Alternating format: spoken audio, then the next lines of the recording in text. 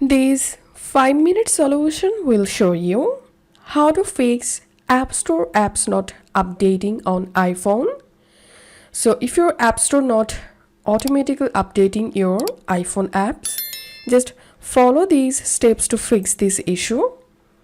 The first solution is enable auto update.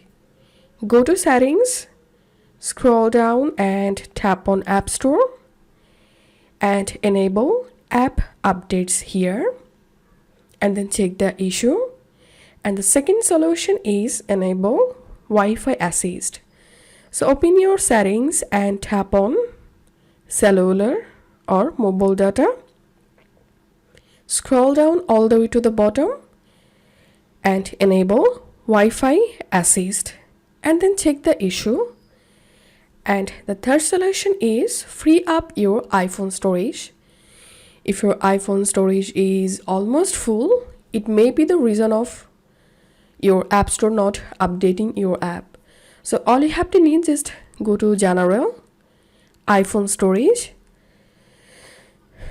and here you will find your available storage. Now, if your storage is almost full, then free up your iPhone storage by offloading useless apps.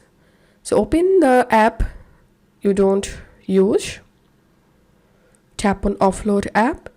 That's how offload unwanted apps and free up your storage. Then check the issue.